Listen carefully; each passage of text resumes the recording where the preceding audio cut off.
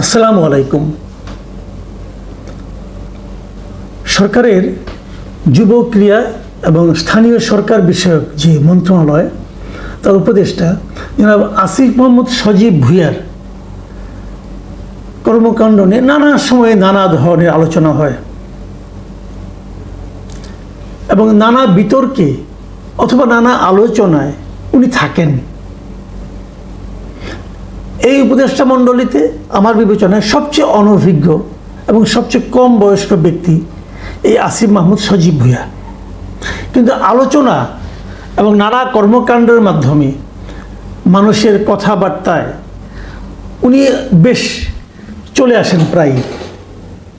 সবশেষ যে ঘটনাটা ঘটল সেটা হলো যে মরক্কো যাওয়ার পথে, মরক্কোতে একটা সেমিনারে অংশ নিতে গেছেন, যাওয়ার পথে এয়ারপোর্টে যাওয়ার পর ওনার লাগেজের মধ্যে পাওয়া গেল অস্ত্রসহ একটা ম্যাগাজিন। অস্ত্রসহ ম্যাগাজিন নিয়ে এয়ারপোর্টে প্রবেশ করা একটা ক্রিমিনাল অফেন্স।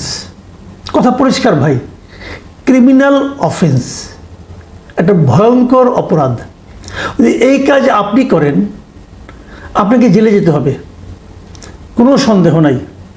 আমার স্পষ্ট মনে আছে বছর কয়েক আগে এরকম আওয়ামী লীগের একজন নেতা তিনি অস্ত্রসহ এয়ারপোর্টে ঢুকে গিয়েছিলেন। ওই লোকের জেল হয়েছিল, স্বৈরাচারী আমলে। কিন্তু স্বৈরাচারী সরকারও এই আইনটা প্রয়োগ করেছিল, তার জেল হয়ে গিয়েছিল। তো এক্ষেত্রে কি হলো? উনি উপদেষ্টা মানুষ। এই দেশে সংবিধান বলে, আইন বলে যে আইন সবার জন্য সমান, কিন্তু বাংলাদেশে আমরা এই জুলাই পরবর্তী আন্দোলনের সময় দেখছি যে আইন সবার জন্য সমান নয়। ওনার জন্য আইন সমান নয়, ওনার কিছুই হয়নি। উনি সেই অস্ত্রটা ওনার প্রটোকল অফিসারের কাছে দিয়ে উনি চলে গেছেন। কেউ ওনাকে আটকায়নি, কেউ ওনাকে বলেনি আপনি একটা বেআইনি কাজ করেছেন, কেউ ওনার কাছ থেকে কোনো ধরনের মুচলেখা পর্যন্ত নেয়নি, যেন কিছুই হয়নি, যেন কিছুই হয়নি। এই হলো এই দেশের আইনের শাসনের নমুনা। পৃথিবীর অন্য কোনো দেশ হলে কি হতো সে আলোচনায় পরে আসি। এখন এই ঘটনা যখন ঘটেছে তখন নানা ধরনের কথাবার্তা কিন্তু এটা নিয়ে এসেছে। অনেকে আবার এমন প্রশ্ন করেছেন, আমি গতকালকে থেকে আজকে পর্যন্ত আমি বেশ সোশ্যাল মিডিয়াতে দেখলাম, অনেকে প্রশ্ন করেছেন যে উনি অস্ত্রের লাইসেন্সটা পেলেন কীভাবে?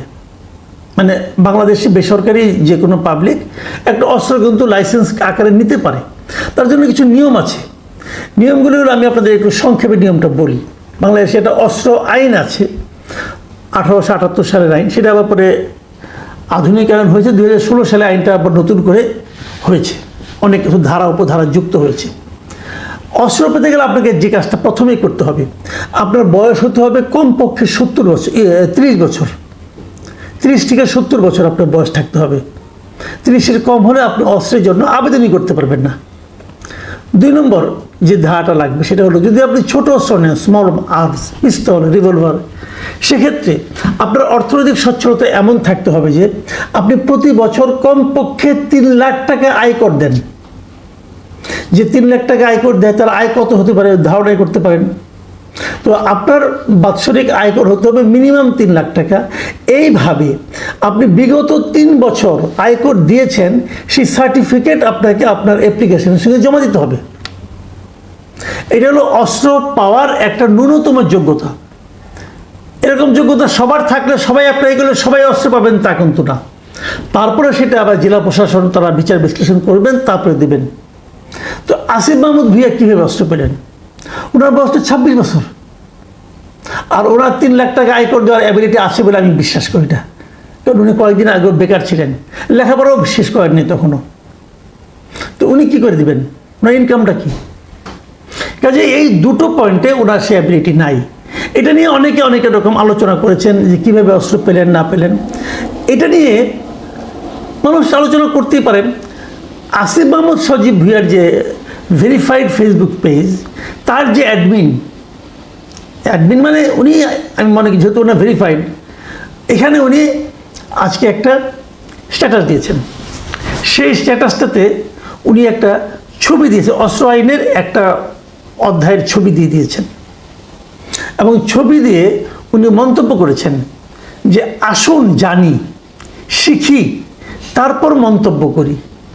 ডিফেম করাই যদি উদ্দেশ্য হয় তাহলে অজ্ঞ থাকুন। ধন্যবাদ।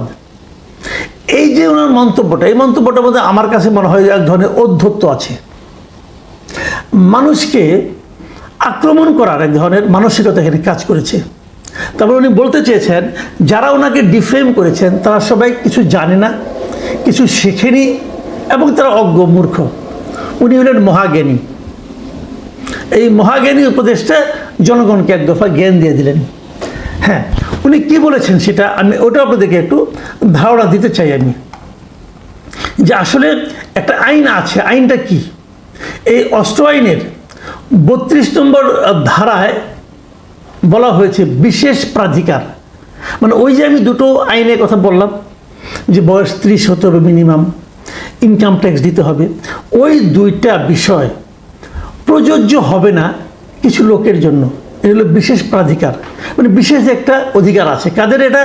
স্পিকার, ডেপুটি স্পিকার, মন্ত্রী, প্রতিমন্ত্রী, উপমন্ত্রী ও সমপদ মর্যাদা সম্পন্ন ব্যক্তি। মানে উনি এই সমপদ মর্যাদা সম্পন্ন ব্যক্তি একজন হিসেবে উনি আছেন। উনি মন্ত্রীর সমপদের মর্যাদা সম্পন্ন একজন ব্যক্তি। অতএব ওনার জন্য ওই 30 বছরের নিয়মটাও প্রযোজ্য নয় এবং ওই ইনকাম ট্যাক্সের ব্যাপারটাও প্রযোজ্য নয়। তো সেক্ষেত্রে উনি অস্ত্র পেতে পারেন লাইসেন্স হিসাবে। এটা উনি জনগণকে জানালেন, খুব ভালো। জনগণ জ্ঞান অর্জন করবে, সেটাও ভালো। কিন্তু আসিফ মাহমুদ সাহেব, আপনাকে আমি একটা কথা বলি, আপনি যখন জনগণকে জ্ঞান অর্জন করতে দিলেন তখন জনগণ কিন্তু আপনি যতটুকু দেখাবেন ততটুকু পড়ে থেমে যাবে না, তারা আরও একটু পড়তে চাইবে। যেমন আমি নিজে অস্ত্র আইনটা জানতাম না, আমার জানার কোনো প্রয়োজন পড়ে নাই। আমি কখনো ভাবিনি যে আমি অস্ত্র দিব, আর যদি ভাবতামও আমি নিতে পারতাম না।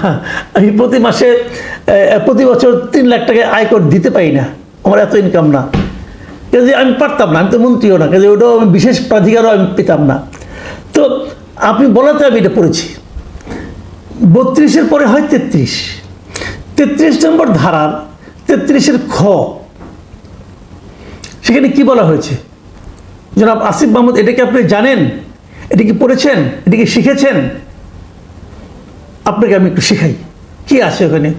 33-এর খতে বলা হয়েছে বিদেশে অবস্থানকালীন সময়ে লাইসেন্সকৃত অস্ত্র সংশ্লিষ্ট জেলা মালখানা থানা সেফ কিপিং লাইসেন্স প্রাপ্ত প্রতিষ্ঠানে জমা রাখতে হবে।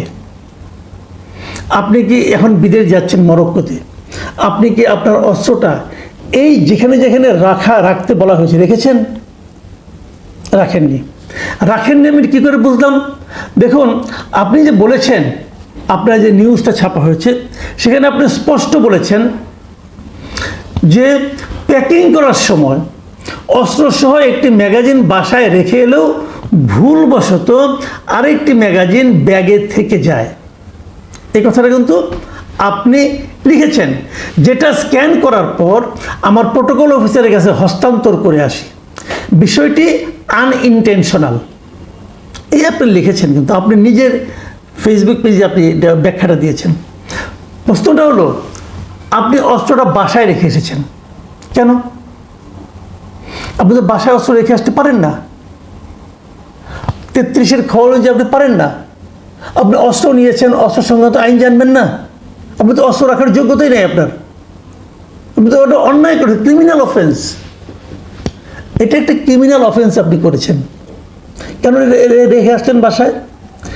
অস্ত্র এমন একটা জিনিস, আপনি অস্ত্রের কোনো একটা পার্ট কারো হাতে হস্তান্তর করতে পারবেন না। এটা আপনার ব্যক্তিগত, আপনার বাবাকেও দিতে পারবেন না, আপনার মাকেও দিতে পারবেন না।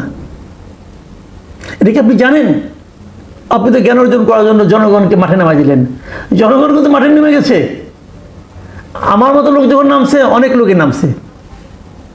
তো জ্ঞান অর্জন করতে পারলাম যে আপনি একটা ক্রিমিনাল অফেন্স করছেন। তারপর আপনি কী করছেন? আপনি যে ম্যাগাজিনটা আপনার কাছে ধরা পড়েছে সেটা আপনি আপনার প্রোটোকল অফিসারকে দিয়ে দিয়েছেন। আপনি ওই ম্যাগাজিনটা আপনার প্রোটোকল অফিসারের কাছেও দিতে পারেন না। আপনাকে জমা দিতে হবে আপনার নিকটবর্তী থানায়। আপনি প্রোটোকল অফিসার যে ওখান থেকে নিয়ে বেরিয়ে গেল, তাকে তো যে কোনো সময় অ্যারেস্ট করতে পারে পুলিশ। তুমি এটা পেলে কোথায়? কোনো আইন নাই। আপনি উপদেষ্টা না, কি আসে যায় রে ভাই? কি আসে যায় উপদেষ্টা? উপদেষ্টা হচ্ছেন কি হয়েছে? আপনি বাই চান্সই উপদেষ্টা হন আর নির্বাচন করেই হন, যেভাবেই হন, বাংলাদেশের আইন অনুযায়ী আপনার এই উপদেষ্টা মূল্যের কোনো মূল্য নাই যদি আপনার হাতে একটা এরকম বেআইনি অস্ত্র থাকে। আর উপদেষ্টার অস্ত্র বলে যদি প্রোটোকল অফিসার নিয়ে যায়, তার তো জীবন রিস্ক। এখন ওটা ছিনতাই হয়ে যেতে পারতো। আপনি কি করলেন বলেন? আইন মেনেছেন? আপনারা আইনকে কি মনে করেন? আইন কি আপনাদের পকেটে থাকে চীনাবাদাম? ইচ্ছা হলো খাইলাম, ইচ্ছা হলো ফটো এলাম, ইচ্ছা হলো কাউকে দিয়ে দিলাম। এটা শেখ হাসিনা করতো, তাকে আমরা স্বৈরাচারী বলতাম। আপনারা তো তার চেয়ে বড় স্বৈরাচারী হয়ে গেছেন। কোনো অভিজ্ঞতা নাই, কোনো যোগ্যতা নাই, উপদেষ্টা হয়ে বসে আছেন আর এগুলি করছেন। কয়েকটা কথা বলি, কতগুলি আইনগত দিক দিয়ে আলোচনা করলাম, যেহেতু আপনি পড়তে বলেছেন বলে পড়েছি ভাই। আরও কয়েকটা কথা বলি যেগুলি নৈতিক একটা বক্তব্য দিয়ে আপনার সঙ্গে আলাপ করতে চাই। সেটা হলো, একটা অস্ত্রের দাম কত? আমি যতটুকু জেনেছি, একটা আপনার বোধহয় খুব সম্ভবত স্মল আর্মস, যতটুকু আমরা বুঝতে পেরেছি, পিস্তল অথবা রিভলভার কিছু একটা হবে। অ্যাভারেজ দাম হলো 2 থেকে 2.5 লাখ টাকা। দামি, আরও দামি আছে। আপনি 2 থেকে 2.5 লাখ টাকা পেলেন কোথায়? আপনি কি এমন সম্পদ আছে? আপনি জমিদারের পুত্র নন, এটা আমরা জানি। আপনার বাবা যে স্কুল শিক্ষক, এটাও আমরা জানি। আপনি কোথায় পেলেন? আপনি কয় টাকা বেতন পান? আপনার মান্থলি ইনকাম কত টাকা বলেন? আপনি আমাকে বুঝান। আপনি আর কি করেন চাকরির বাইরে? টিউশনি করেন? তা তো আর করতে পারবেন না। উপদেষ্টার পদে টিউশনি করতে পারবেন না। আপনার বৈধ ইনকাম কত বলেন? এই বৈধ ইনকাম দিয়ে আপনি 2.5 লাখ টাকা খরচ করে কিনতে পারেন এক একটা গুলির দাম 5,000 টাকা। আমি খবর নিয়েছি, রিভলভারে একটা গুলির দাম 5,000 টাকা। 2 ম্যাগাজিন ভর্তি গুলি। আপনি কোথায় পেলেন টাকাটা?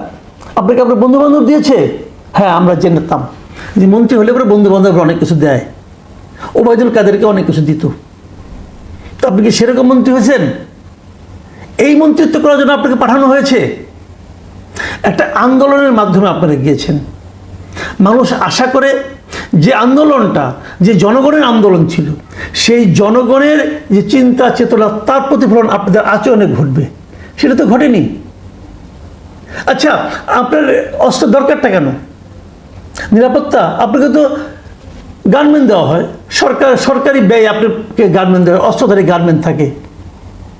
তাহলে আপনি পার্সোনাল উইপেন দিয়ে কী করবেন? আপনি খুব এক্সপার্ট অস্ত্র চালনায়। কই শিখলেন? কবে শিখলেন? ট্রেনিংটা কবে নিলেন অস্ত্র চালানোর? বলুন। এই বিষয়গুলো কিন্তু মানুষের মনে, মুখে মুখে এই প্রশ্নগুলি ছড়িয়ে যাচ্ছে। যত ছড়াচ্ছে তত, যতই আপনি জ্ঞানের কথা বলেন না কেন, মানুষ কিন্তু আপনাকে বিশ্বাস করবে না। মনে রাখবেন একটা কথা, যে আপনার সরকার প্রধান বলেছে যে ফেব্রুয়ারিতে নির্বাচন হতে পারে। ফেব্রুয়ারি না হোক, এপ্রিল মে, কবে হবে জানি না।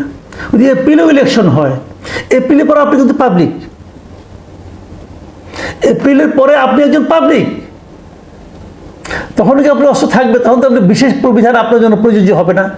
তখন আপনি কী করবেন? তখনও লোকে আপনাকে এড়ে ফেলাবে। এইগুলি মাথায় রাখতে হয়, দীর্ঘমেয়াদী চিন্তা করতে হয়, মানুষের সেন্টিমেন্টের কথা ভাবতে হয়।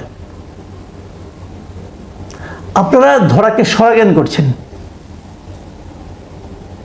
আপনাদেরকে আবারও মনে করে দিই, যে জিনিসটা আগের সরকারের প্রধানকেও এবং সরকারের লোকজনকে মনে করে দিতাম, সেটা আপনাকেও মনে করে দিই, যে এই দিন না, আরও দিন আছে। সেই দিনের কথা মাথায় রেখে যারা চলতে পারে, তারাই দীর্ঘমেয়াদে প্রকৃত রাজনীতিবিদ হতে পারে। অন্যরা হুমড়ি খেয়ে নর্দমায় পড়ে যায়। আপনার গন্তব্য কোথায়, এটা আপনার আচরণই ঠিক করে দেবে। প্রিয় দর্শক, এখন এ পর্যন্তই। আল্লাহ হাফিজ।